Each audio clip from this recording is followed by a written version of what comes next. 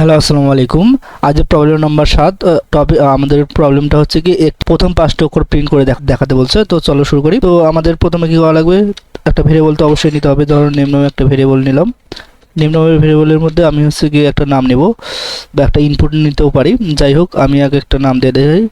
যেহেতু প্রথম 5টি অক্ষর প্রিন্ট করে দেখাতে বলছে, যে আমি একটা স্ট্রিং নেই। 1 2 3 4 5 6 7 8 9 এই পর্যন্ত নিলাম। এখন আমাকে কি করা লাগবে, যে প্রিন্ট, যেহেতু প্রথম 5টি সংখ্যা বলছে তাহলে ভেরিয়েবলটাকে তাকে নিতে হবে। নেওয়ার পর এই স্কোয়ার ব্র্যাকেটের মধ্যে আমাকে হচ্ছে কি স্লাইসিং যেহেতু করছি, তাহলে শুরু থেকে কত পর্যন্ত যাবে, 5 পর্যন্ত যাবে। অর্থাৎ 0 ইন্ডেক্স থেকে শুরু হয়, তো ওই জন্য 5। তাহলে 1 নম্বরটা 0 1 2 3 4 5 কিন্তু ইনক্লুডেড না, এই জন্য 5 আসবে না। রান করলে পরে দেখো 1 2 3 4 5।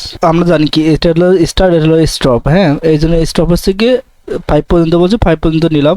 মানে 5টা যেহেতু দেখাতে বলছে, 5টা অক্ষর প্রিন্ট করে দেখাতে বলছে, তো 5টা অক্ষর 0 থেকে ইন্ডেক্স 4 পর্যন্ত 5টা কিন্তু হয়ে যাচ্ছে। এই জন্য এখানে 5 যখন দিলাম, তো হচ্ছে কি এটা তো 6 নম্বর। তো এখন আমি তো আর 5টা যেহেতু 5 পর্যন্ত যাবো, তো 6 ঘর পর্যন্ত যাবো, কিন্তু 6 কিন্তু ইনক্লুডেড না।